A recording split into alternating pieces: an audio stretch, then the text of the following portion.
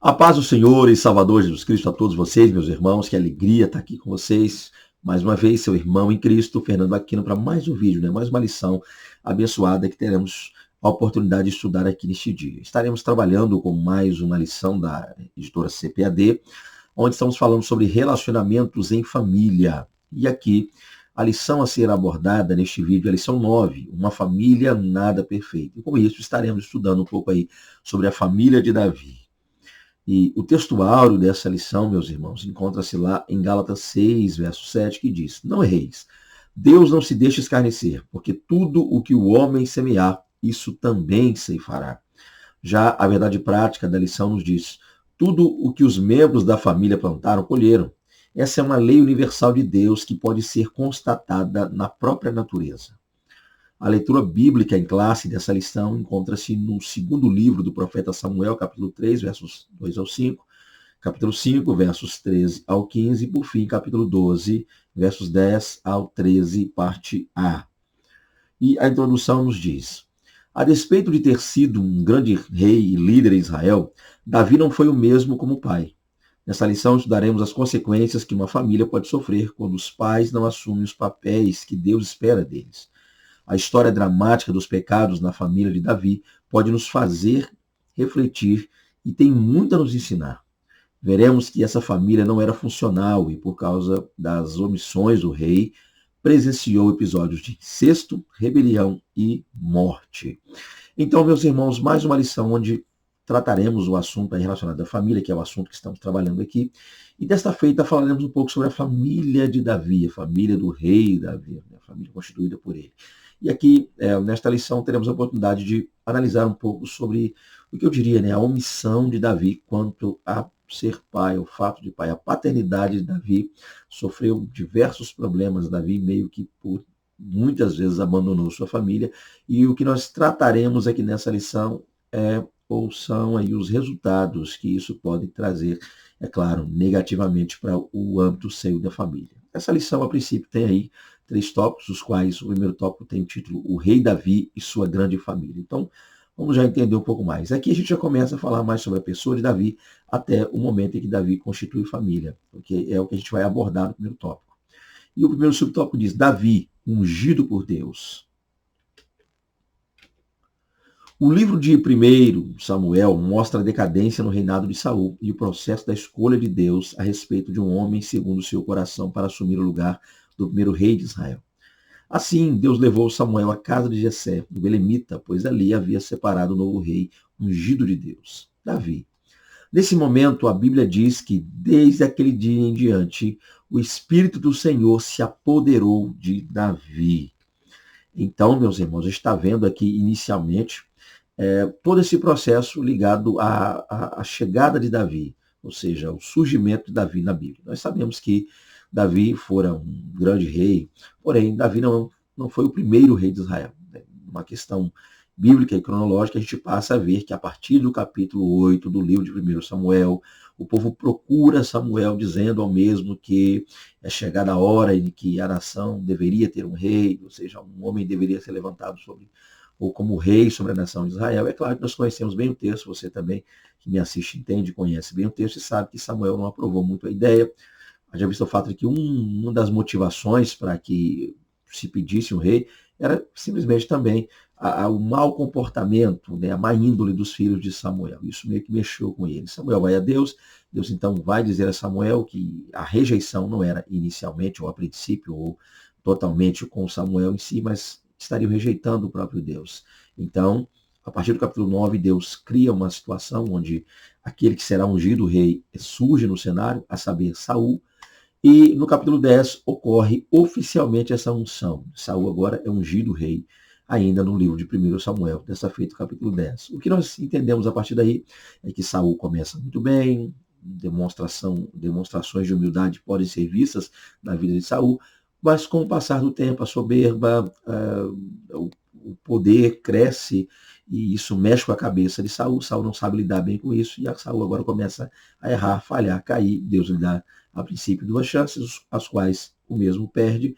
E a partir daí, desperdiçando essas 2 chances, Saul Deus agora vai então levantar alguém, e esse alguém é Davi. Davi vai surgir no cenário. Mas é claro que Davi não sabe disso, porquanto Deus então invoca, ou melhor dizendo, Deus chama, convoca, desculpa, Deus convoca é a palavra.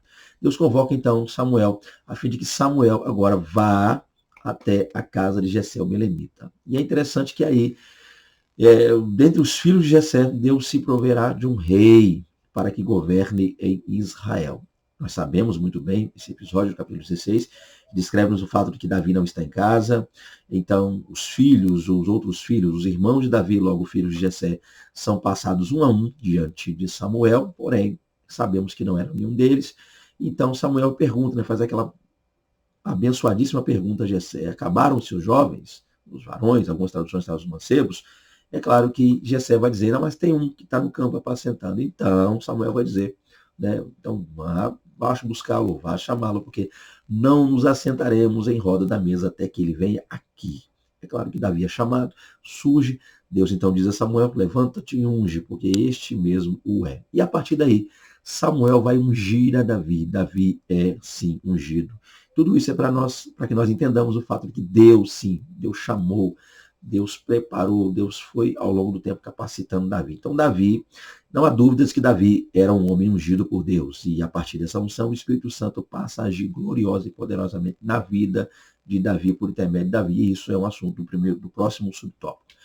Partindo para o segundo subtópico, é o seguinte: Davi, o homem de Deus. Vamos lá. O Espírito do Senhor apoderou, né, poderosamente, se apoderou poderosamente da vida de Davi. Não havia dúvida de que Deus o capacitara para desempenhar a importante missão na monarquia de Israel. E que missão é essa? Reunificar a nação. Aqui nós entendemos que, a partir dessa unção, Deus passa a agir gloriosa e poderosamente na vida de Davi, porém, é claro que ainda que Davi tenha sido ungido em sua casa, isso não fez com que Davi fosse logo, ascendesse claramente e fosse diretamente ao reinado, né? Alguns anos se passaram, houveram aí, a princípio, 3 unções, né, na vida de Davi: uma em casa, uma em Hebron, logo outra em Jerusalém, diante de todo o povo. E o que nós entendemos é, a partir do momento que Davi é ungido, eu diria oficialmente rei, ocorrem essas 3 unções, Davi agora é o rei. E uma das coisas que Davi vai fazer, sendo ele um homem segundo o coração de Deus, é reunificar a nação. Davi vai reaproximar as tribos de Israel, pô-las juntas, pô-las debaixo de um só governo, buscando, é claro, orientando-os a buscar a face de Deus. É interessante que uma breve olhada, embora não tenhamos tempo de fazê-lo aqui, mas eu acredito que você deva ter aí, professor, para que você possa juntar, unir materiais para a sua lição, é o fato de que uma breve olhada para o livro de Juízes nos mostrará claramente o fato de que no livro dos Juízes nós vemos Israel muito disperso, né? As tribos, embora geograficamente próximas, perto e vivendo na terra que Deus lhes dera como terra da promessa, ainda assim a comunhão não havia, espiritualmente separados, como famílias separados, né? Cada um por si e ninguém cuidando de ninguém. Quanto a tribo, um líder não havia como no anterior, né? Um líder como Moisés não havia no tempo de Juízes, logo também um líder como Josué não havia. O ponto é que Davi agora vai reunificar a nação, mostrando o fato de que Davi tende a obedecer a Deus e fazer as coisas que Deus ali lhe ordenara fazer. Terceiro subtópico: a grande família de Davi. Aqui a gente já parte um pouco mais para a lição. Não que eu não, você percebeu, não que eu não tenha querido falar mais sobre o início, né? O subtópico 1 e 2, eu até aconselho você, professor, a se ater um pouco mais a partir daqui, porque a gente nunca deve esquecer qual é o principal tema, assunto da lição, e aqui é família. Então, quando entra em assunto de família, é claro que eu vou seguir mais com família nessa lição também. Entretanto, a despeito de o rei Davi ser ungido por Deus, o homem segundo o coração de Deus, ele entendeu que podia ter várias esposas e concubinas. Naturalmente, com todos esses casamentos, Davi teve mais de 20 filhos. Ao ter tantos filhos e filhas, acabou caindo na displicência com eles. Ele priorizou apenas os assuntos do reinado de Israel como principal atividade, suas conquistas territoriais, com muitas guerras, e esqueceu-se de que tinha famílias espalhadas em vários lugares. Seus filhos tornaram-se problemáticos em suas vidas pessoais. Aqui nós passamos a entrar um pouco mais no assunto. Perceba aí que o assunto é família, logo a gente está abordando um pouco mais a questão de família. Então nós temos aqui o fato que Davi, já vimos isso, Davi ungido por Deus, vimos que Davi, um homem de Deus, vemos o fato que Davi, sendo ungido e agora chamado de, né, conhecido como um homem segundo o coração de Deus, é claro que Davi também errou, falhou, pecou. Davi cometeu muitos erros ao longo de sua vida. Um desses erros é o fato de ter se casado com inúmeras mulheres, né? A gente vê que Davi se casou por diversas vezes, e uma breve lida lá em Deuteronômio 17 vai dizer que uma das vontades de Deus para com os reis é que os reis não fizessem isso, não se casassem tanto assim. Porém, Davi se casou com muitas mulheres, várias esposas, muitas concubinas, e é claro, a partir daí, Davi passa a ter muitos filhos. A gente faz um cálculo aí baseado em mais de 20 filhos, contando os filhos com essas mulheres, logo com as concubinas também, que nem entram ali de maneira plena, específica e clara na genealogia de Davi. Mas o ponto claro é entender o seguinte: Davi teve muitos filhos. E aqui já começa a se perguntar, há problema em ter muitos filhos? Eu acredito que o problema vem antes dos filhos, e o problema está atrelado mais ao fato de ter muitas esposas. Esse é o problema. Simultaneamente, ele deve ter muitas esposas. E aí é que começa o problema, a situação fica difícil. Com isso, é claro, consequentemente, ele teve muitos filhos, porém, o problema acaba se agravando ainda mais, já era um problema, mas tornou-se pior, porque Davi teve esse monte de filhos, mas foi displicente com eles. Davi não cuidou de tais filhos, Davi não estendeu o seu cuidado a esses filhos. Ele acabou, como nós vimos aqui, priorizando os assuntos ligados ao reino, né? Davi acabou priorizando assuntos ligados ao palácio, ao reinado, aos seus súditos, ao povo, porém não achou espaço na sua agenda para os seus filhos. Não deu a seus filhos a atenção devida. E a gente passa a perceber o quão problemático isso se tornou, quão difícil acabou se tornando. Tá? E a gente passa a ver isso não só no comportamento displicente, né, e ausente, eu diria, de Davi, mas também na forma como esses filhos passaram a se comportar a partir de que atingiram uma certa idade. A gente vai ver isso, não vou entrar em detalhes aqui, porque a lição já o faz, mas o comportamento desses filhos mostra-nos o péssimo comportamento dos filhos mostra a displicência, logo o péssimo comportamento também, é claro, de Davi. Então, o abandono de Davi para com os filhos, o distanciamento de Davi para com os filhos, ocasionou uma série de problemas. E aqui já começa a aprender algumas lições importantíssimas, né? Para nós pais aí, é muito importante entender que nós precisamos estar atentos, próximos, adjunto e assistindo nossos filhos. E aí a gente parte para o segundo tópico, filhos e parentes na casa de Davi. Você já entendeu que a gente vai adentrar um pouco mais no assunto. Vamos lá então, entender esse processo. E nós temos aí uma filha de Davi, embora a gente não tenha tempo e nem a lição faz, de trabalhar com todos os filhos de Davi, precisaria uma revista inteira como essa para falar sobre todos os filhos de Davi, mas a lição aí, o comentarista escolhe alguns e a gente vai tentar trabalhar esse ponto aqui.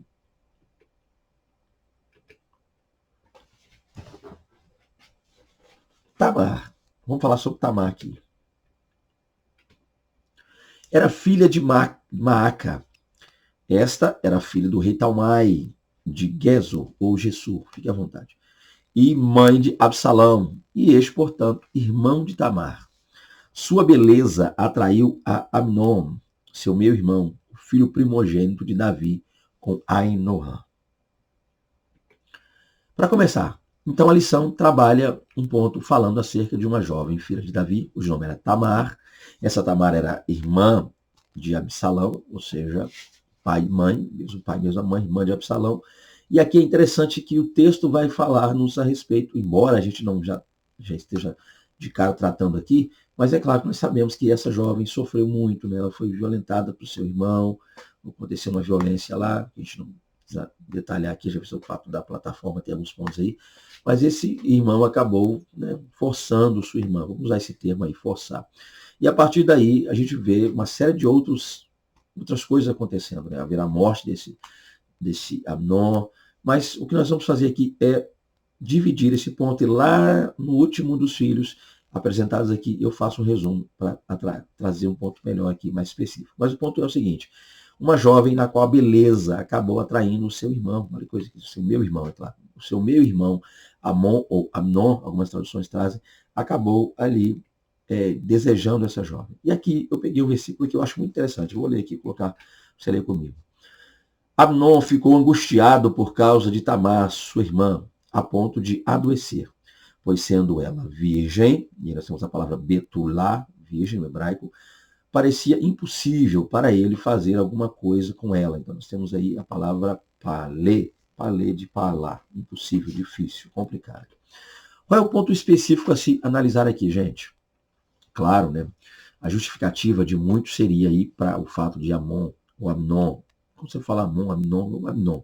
O fato de Amnon ter desejado sua irmã, ter feito sua meia-irmã e ter feito o que fez com ela, estaria atrelado, segundo alguns, segundo muitos explicam, ensinam, o fato da beleza. Inclusive é isso aí que muitos usam. Mas, gente, parando para fazer uma análise muito clara, né? Esse camarada era filho do rei, esse camarada tinha à sua disposição as mulheres que ele quisesse ter, embora a gente não ache isso certo, não justifique, é claro.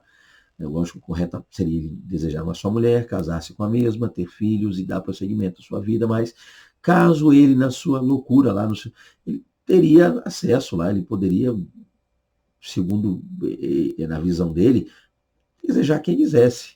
Inclusive, eu já visto o fato de que outras mulheres haviam, se o assunto é beleza, eu acredito que até outras mais que essa jovem aí, Tamar, mas o ponto claro é que nós estamos lidando com um assunto que inicia-se lá naquilo que Natan falou para Davi. Natan havia dito para Davi que a espada não se apartaria da casa de Davi.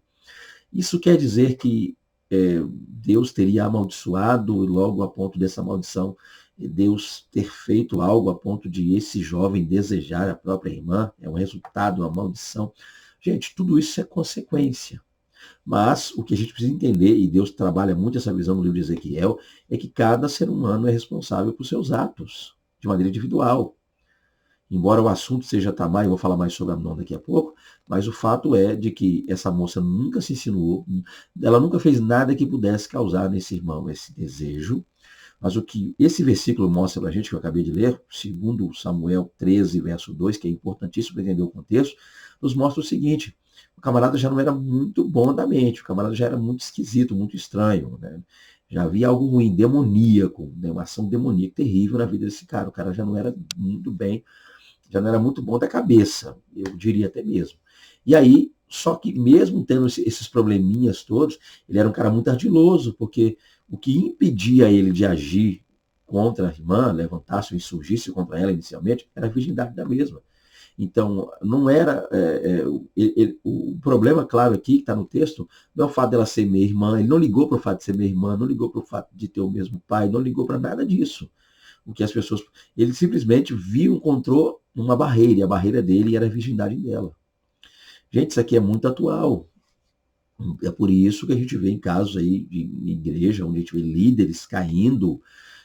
Tem líderes que pensam como esse camarada, líderes que têm a visão aí de Amnon. Já estão pensando em aprontar há muito tempo, mas ainda não aprontaram. No caso de Amnon, ele não tinha aprontado ainda, porque a virgindade dela tornava-se impossível. Está vendo a palavra palê, no hebraico que eu botei aqui? Tornava impossível, dificultava. A dificuldade para que ele pudesse agir contra ela pairava no fato dela ser ainda virgem. Muitos agem assim hoje, muitos pensam assim hoje, não começaram a agir porque encontram essa barreira. Eu até estou pensando em gravar um vídeo sobre isso. Vai sair aí daqui a pouco, não vou dizer por agora, não sei quando, mas vai sair um vídeo onde eu vou trabalhar melhor isso. Então aqui é uma lição de EBD, eu vou ficar com EBD, mas eu vou falar mais sobre isso depois. E aí o fato é que essa virgindade dela tornou impossível a ação dele. É o que acontece hoje. Tem muita gente aí se dizendo de Deus, se dizendo líder, pronto, já ansioso para aprontar, né? Se já entendeu, adultério, mas encontra uma barreira, algo que ainda o impede, algo que ainda o atrapalha. Tá? Então, eu diria que não é só a beleza, por isso eu coloquei aqui em letras garrafais, né? Não é só porque a beleza que atraiu, não. O camarada já era ardiloso, então ele só queria. Eu percebo o seguinte: ele não queria nada a princípio com ela, ele só queria tirar o que ela tinha de melhor e depois abandoná-la. Foi o que ele fez. Vamos lá. Aí nós temos Absalão, outro filho, continuando aqui. Era irmão de Tamar, filho de Maaca, e terceiro filho do rei Davi. Nos capítulos 13 ao 19 de 2 Samuel, sua história está registrada em detalhes. Seu nome tem a ver com paz, mas, ironicamente, sua história nada tem a ver com ela. Absalão assassinou Amnon, seu meu irmão, conspirou e rebelou-se contra o seu pai, o rei Davi. De contrapartida, nós temos agora o irmão dessa jovem Tamar, seu nome Absalão. Né? Ab vem de meu pai, né? Pai, Salão vem de Shalom, paz.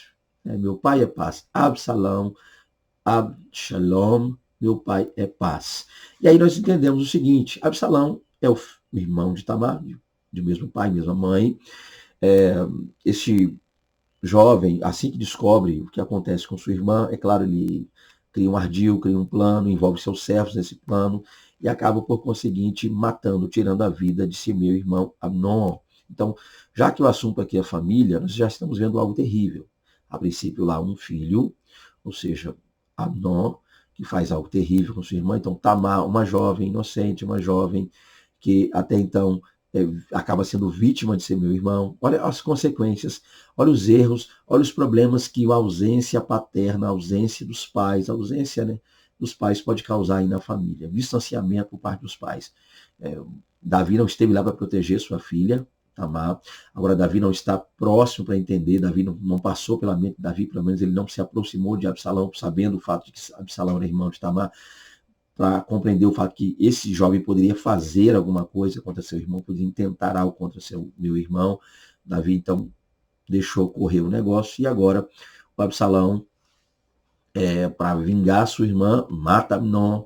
O Absalão ainda com um pouco eu diria, de raiva, de mágoa com seu pai Davi, já visto o fato de que Davi nada fizera contra Amnon, esse é o detalhe. Então Absalão, irado, nervoso, ele acaba tirando a vida de seu irmão. E por conseguinte, passado um certo tempo, o mesmo Absalão se levanta, se revolta contra seu pai, usurpa o trono de seu pai, e é claro, ele vai acabar morrendo depois aí. O ponto claro é esse aqui. Continuando, Amnon, que é o cidadão problemático aí da história.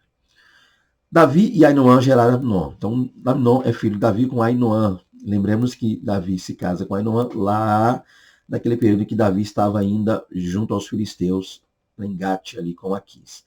Feito um homem entre outros irmãos nascidos, Amnon demonstrou ser desajustado emocionalmente e dominado por paixões carnais. Foi por causa desse comportamento que ele se apaixonou doentiamente por sua meia-irmã, Tamar. Amnon ficou doente de angústia e de desejo incontinente por ela, e por isso não comia nem bebia, totalmente dominado por essa paixão e, ao mesmo tempo, desconhecida por Tamar. Vamos lá. Então nós temos aqui já um pouco daquele detalhe que estamos tratando lá no assunto de Tamar.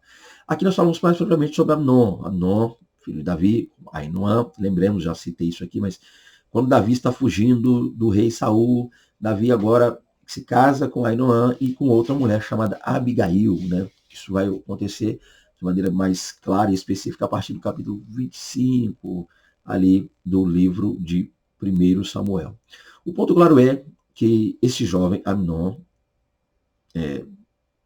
quando se torna homem, ele agora cria, né, surge no coração desse jovem uma paixão doentia, uma paixão esquisita, uma paixão demoníaca, algo estranho por sua meia-irmã. Ele fica louco por ela. Ele fica doido a ponto de perder a fome, não comia, não bebia. E interessante que não é amor, né? Está muito claro, isso não pode ser confundido em momento algum com amor. Isso é algo doentio, como eu acabei de dizer. Já visto o fato de que o que ele queria era só tirar o que ela tinha de melhor. Conseguindo o que ele queria, logo que ele a mandaria embora. E aqui é outro texto que eu gosto, porque esse texto nos dá uma outra noção interessante. Vamos lá, vamos ler o texto. 2 Samuel 13:14 diz: porém ele, né, não quis dar ouvidos à sua voz. Antes, sendo mais forte que ela, a forçou e se deitou com ela. O que nós temos aqui? Nós temos o fato de que um plano ardiloso é criado. Ele finge estar doente, estar pior. Seu primo, é claro, vamos falar sobre ele já já, seu primo dá uma ideia lá para que Davi enviasse ela para cuidar de Amnon, Tamar. Ela vai cuidar de seu irmão. Um dia seu irmão acaba violando, acaba forçando. Mas antes que isso fosse consumado, essa jovem conversou com ele. Essa jovem chegou a dizer para ele: olha, conversa lá com o nosso pai, talvez, já que você quer então assim, pelo menos conversa com o nosso pai, talvez ele nos case. E as coisas não precisem ir para esse lado que você está querendo. o ponto é, gente, que eu queria chegar, é que antes da ação, essa jovem dá a ele uma ideia, ela dá a ele uma solução aparente. Porém, o texto diz, ó, porém, ele não quis dar ouvidos, ele não quis ouvir, ele não parou para ouvir, ele não ouviu o que essa moça, essa jovem, sua meia-irmã disse, mas ao invés de parar para ouvir o que ela tinha a dizer, ele se fez valer do fato de ser mais forte que ela. Ele se fez valer do seu poder, ele se fez valer da sua força, e aí com a sua força, é claro, ele a forçou. Gente, isso é muito do que acontece hoje, tem muito aminon nos púlpitos, muito aminon nos ministérios, muito aminon nas convenções, muito aminon aí se dizendo igreja, e nunca foi. Líderes que, por causa do seu status, seu poder, acabam ali insistindo, já, e mandam foto e vídeo, gravam do jeito que nasceram para as mulheres, aquele negócio todo, e tal, e se faz valer do poder, se faz valer do status, se faz valer do dinheiro dos fiéis, daqui a pouco acaba conduzindo e levando. Não estou dizendo que toda mulher é forçada, você me entendeu? Estou dizendo que todo homem força, que toda mulher é forçada. Mas eu diria, dentro de uma estatística, e estatística não é muito a minha praia, mas dentro do que eu vejo, tenho ouvido e assistido e visto, é que na maioria são líderes, e líderes grandes, até mesmo Brasil e mundo afora aí, que usam do seu ardil, usam do seu status, sua posição que alcançaram como chefia dentro da igreja, e acabam meio que forçando mesmo, prometendo mil coisas, aquele negócio todo, e depois que vira escândalo, depois que a bomba estoura, aí eles tiram o corpo fora, né? Esse é o detalhe. E por isso que eu queria fazer um vídeo para falar sobre isso aqui, porque eu não vou ter tempo aqui, tá? Mas eu já estou me preparando para fazer um vídeo sobre isso. Que vai dar, é claro, problema do meu lado, mas isso eu não estou nem aí. O negócio é obra de Deus, que feche porta ali, que não me convide aqui, se algum líder não quiser me chamar. A verdade é que muita gente está se fazendo valer do que Aminon fez. Tem muita Aminon aí. Muita gente grande se dizendo aí homem de Deus, mas usando a sua força. Percebam, o que ele usou contra ela? A força. O que ela usou para poder tentar resolver? Ela tentou dialogar, conversar, criar um meio de que não precisasse mais ele, usando sua força. Olha o texto, que era mais forte do que ela. E eu quero usar esse mais forte, não como força física também, mas poder.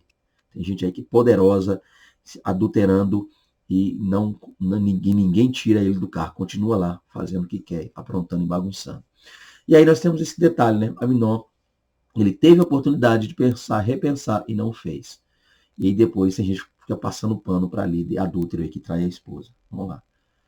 Continuando aqui, Jonadab, um conselheiro do mal. Jonadab era primo de Amnon, o filho de Simeia, e filho de Simeia. Desculpa, Jonadab era primo de Amnon e filho de Simeia, irmão de Davi. O mal sempre atrai o mal, e por isso esse homem induziu Amnon a satisfazer sua paixão com um plano de mentira que envolvia Davi e Tamar, a vítima dessa situação. Jonadab é o tipo de amigo que não se deve ter por perto quando se vive algum problema pessoal ou familiar. Ele é um exemplo concreto de mau conselheiro. Então nós temos outra pessoa entrando aí na história. Quem? Dessa feita, Jonadab. Jonadab é sobrinho de Davi, né? Filho de seu irmão Simeia. E aí Jonadab tinha uma amizade. A Bíblia mostra que havia uma amizade muito grande, né? Entre Aminon e Jonadab. Os primos tinham uma amizade muito forte, né? Uma aliança eles tinham muito grande. E aí esse primo ardiloso, ao ouvir o Aminon relatar suas queixas, ele tem uma ideia, não, vamos resolver isso fácil. Pede para o seu pai, fala com meu tio lá, conversa com ele, né? Seria isso hoje. Fala para o seu pai aí, para ele enviar Tamar para cuidar de você. Você vai estar doente, finge que está doente, finge que está pior. E aí, doente ele já estava, da cabeça, da alma, terrível, um homem cheio de demônio na vida. Não. Mas finge que você está doente, está pior, e aí pede para que seu pai envie ela para cuidar de você. E aí você já sabe, aí você vai achar campo fácil. Foi o que aconteceu. Então, o que acontece? O que a gente aprende com essa história de Jonadab e Tamar, Davi e o Amnon? É o fato de que quando as coisas estão ruins dentro de casa, não podemos de forma alguma buscar conselho com as pessoas erradas. Um péssimo conselho pode piorar ainda mais as coisas. Um péssimo conselho pode jogar as coisas todas por terra. O problema aqui é esse, a situação já não estava boa e ele foi pedir conselho logo para quem? E é claro, então, aqui fica uma para nós, não só para pais, porque a lição trata pais, não só para filhos, mas para todos nós como famílias. ok? Que a gente sempre busque o conselho certo. E o conselho correto é aquele que trará um bem maior para todos, logo para toda a família sairá beneficiada e ganhando com isso. Nos atentemos a esse detalhe. Continuando, terceiro tópico, o problema moral na casa de Davi. As consequências de sua falta de domínio próprio. O capítulo 11 de 2 Samuel relata o adultério do rei Davi. O capítulo 12 registra o confronto do profeta Natã ao pecado do rei. Mesmo tendo reconhecido seu pecado de adultério, dissimulação e assassinato, o rei Davi não pôde evitar as consequências do seu pecado.